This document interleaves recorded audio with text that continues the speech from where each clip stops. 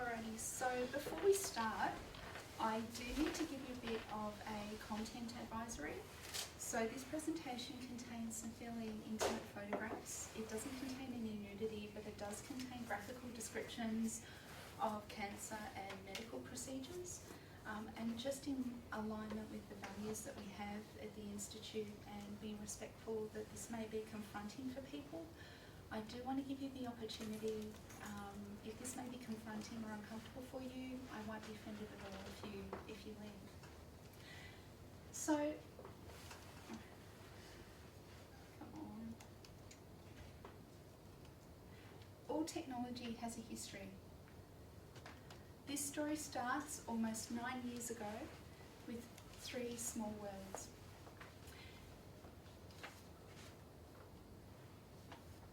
The next 6 months are a blur. Major surgery, pathology, it's fast moving, it's aggressive, it's already spread to my lymph nodes. Many, many rounds of chemo, a life-threatening infection, I'm touch or go. But thanks to science, some incredible practitioners, and the women who've walked this road, I make it through to the other side. That other side is very, very different. I'm 31 years old, in instant menopause, I'll never have children. My body has been decimated by 200 stitches and a range of poisons. Totally attractive, right?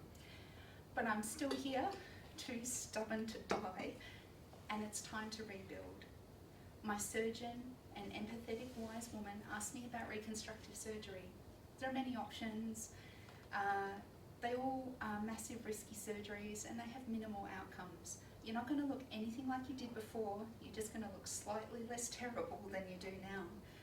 I asked her a question she wasn't really expecting.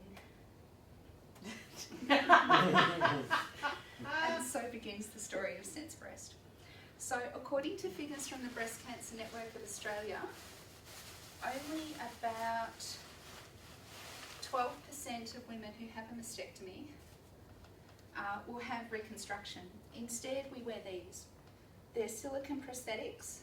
They're serviceable, you know, they're adequate. They're like instant coffee. They do a minimum viable job. But they degrade over time, like this one has. In summer, they get very hot and very sweaty, and then they burst open, and you have to order a new one in from Geelong on Express Post. And, well, they don't have any USB ports.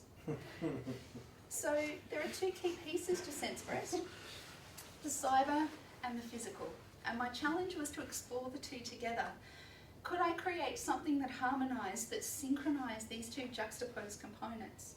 I also wanted to break some taboos around the concepts of cancer and mastectomy and boobs. You're welcome to make boob jokes, just make sure they're your breast boob jokes. So, what was my approach? I decided that I wanted to use a Raspberry Pi 3B Plus because I'd worked with those before. I knew that it had decent networking capabilities, even if the network wasn't decent. And in my experience, it was a much more robust model than the Pi Zero. The downside, though, is that it has a larger form factor. And for the first time in my life, I was actually grateful that I was a larger person because I had a bit of room to play with. It also worked out of the box with the SenseHat, so I could get a bunch of sensors out of the box without having to solder them because soldering is terrible and I hate soldering. True, look, you know, I hate soldering. I'd used Raspberry Pi before, so I hadn't used the SenseHat, so that was a new piece for me. And I'm not fluent in Python, and I wanted to get more fluent in Python, so they were my technical challenges. So my first challenge was to get connected. So getting everything connected, needed a HDMI cable, needed a screen, needed a keyboard. The lab space is premium space, and I knew I was going to be doing a fair bit of this after hours. So Liz very kindly lent me a monitor and a keyboard, so I got set up in my nerd cave back in my dorm room, so that was a very good step. The next challenge was getting the Raspberry Pi on the network. This took lots of alcohol and swear words. It was pretty challenging. But I used some network sniffing tools like IFconfig, and I figured out what type of network ANU Secure is. It's a PEEP authenticated network that uses two-phase MS-CHAP2 protocol for authentication, and I figured out how to write a WPA supplicant file, which is how Raspberry Pi connects to the network, and reverse engineered how to make that, and I got it on the network. So, I still couldn't connect to it remotely though. I couldn't SSH into my Raspberry Pi. I tried lots of things. I didn't try anything that wasn't kosher, but I gave up pursuing this because it was just taking too much time, so I just decided to work on it in my nerd cave. Next, I needed to connect the SenSat to the Raspberry Pi. This was a little bit fiddly because you've got tiny little screws to connect it in, but managed to get there in the end. So that was okay. Then I decided to put it in a case. This was a bad idea. Not only did I break the case, I managed to break my SD card in half. That's okay, swear words, alcohol. But here's where I learned a key lesson. Always get push. I want you to say it after me. Always get push. So I'd been really good about committing my code, but I had, but I had to get pushed back to GitLab. So I lost about 2 days' work. Bad, Kathy. This was okay though, because I've been fairly good about documenting what I do, because documentation is fun and I love documentation. No, true, not sarcasm. And I was quickly able to redo it. So key lesson, document all the things. Document all the things. Thank you. So key milestone, I now had working hardware. So what I'm going to do now is talk through some of the code. Don't have time to show it. I've got a bit.ly link there. You all have access to my repos so that you can take a look through. So basically the SenSat has an IMU, an inertial motion sensor, and it has a bunch of gyroscope, accelerometer. What my code does, first of all I had to calibrate the IMU to download and compile a bunch of libraries to do that. I got there in the end, just a bit of swearing and some coffee. Then I wrote a Python script which accesses the sensors.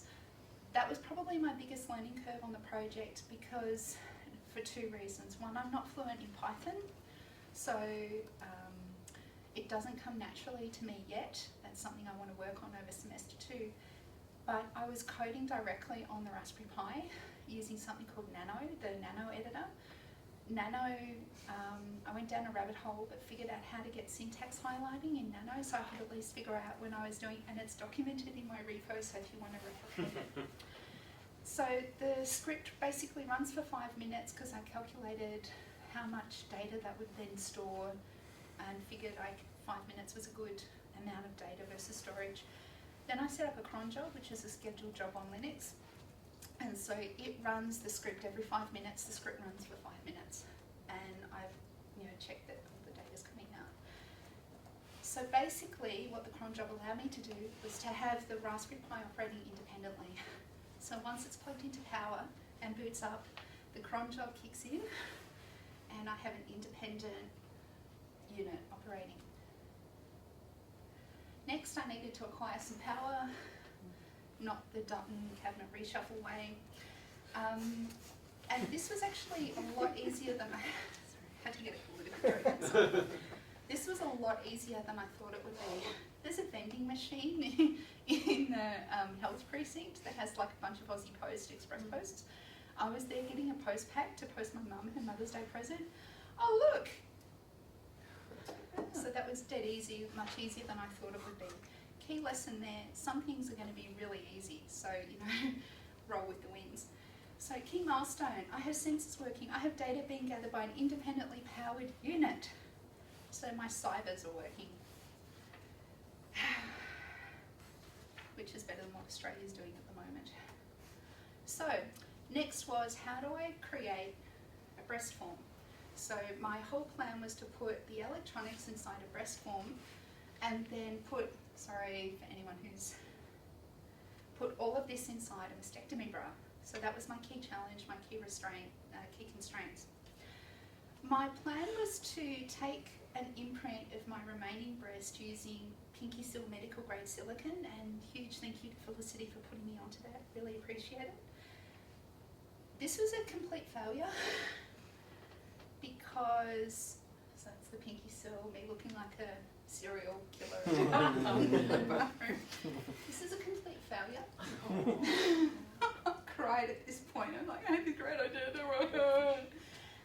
So I managed to take some sort of image, but the silicone was too thin. I couldn't actually create a mould from it.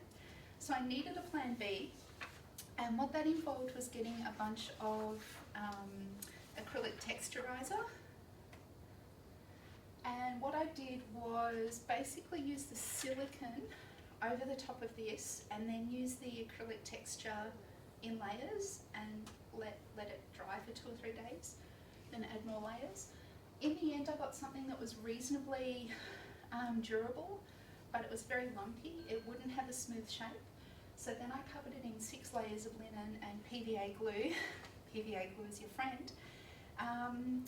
And it was okay. It wasn't perfect, but it was okay. Then what I did was cut out a block of polystyrene to fit the Raspberry Pi into, which end goes where, I swear I can computer, and cut out a bit for the battery to sit on. And then the key test is whether it actually fits into, I won't do it now, running out of time. Yes, it fits in there. So, and your next question is, what was it like wearing? So I was wearing it yesterday. You probably didn't notice. If you did notice, you didn't say anything to me, so thank you. But basically it was a way to prove the viability of, can I fit all of this into here and still be okay and, you know, be human in public? I was quite self-conscious about it. One of the things I was concerned about was battery overheating. It didn't. I wasn't on fire. And I got a whole bunch of data out of there. The battery lasts about 7.5 to 8 hours because I tested how long I had before, which leads me to key milestone. I had a complete housing and I had a minimum viable smart mastectomy prosthetic. Ooh. I don't want to sound arrogant, but I can't find anything else like this in the world. So, pretty cool. Then what I wanted to do is get some data out of the stuff. I wanted to get some data out of the JSON files that I've been saving, and this is where I'm blocked at the moment. So I'm using the D3JS library, and my key issue here is translating between Python date formats and JavaScript date formats. I'm doing something bizarre with Python date formats that isn't translating to JavaScript date formats. And if I'm being perfectly honest with you, I just don't have the headspace to tackle that at the moment. I need some more sleep. So I'm going to sleep on that for a couple of days and come back to it when I'm in a better mindset. So, key learning. I'm going quite big picture here. In programming paradigms, we have these things where we have evolutions. So in recent history, you have this thing called test-driven development. Oh, sorry, I'm just going back. We have test-driven development, where you have preconditions and postconditions and you test against them, and people who have lots of free time write open source libraries so that you can do testing. And then we've seen a shift towards behaviour-driven development, where we actually test how people behave with the system. Where I think we're going is a third paradigm, so this is a hypothesis a little bit out there. For cyber-physical systems, and as we take these systems to scale, I think we need a different paradigm. We need embodiment-driven development. How do the systems that we wear, that we implant, because this could viably be implanted, if I get the plastic a little bit more flexible. But how do we drive a paradigm of embodiment-driven development? How do I know when I've assimilated this, when I've embodied this, when it becomes a part of me, not something that is separate to me, which I think is a very good piece for HCI Week. Liz is finding out for me at the moment whether I can open source this. If you want to play with it, there is a disk image. All you have to do is burn it to a Raspberry Pi up in the repos, so go knock yourself out. Or not. Sorry, pun intended. And I just want to finish by saying that every technology has a history. Technologies are not just built, they're born. You've heard that somewhere else before, haven't you? And sometimes they're reborn. Thank you very much.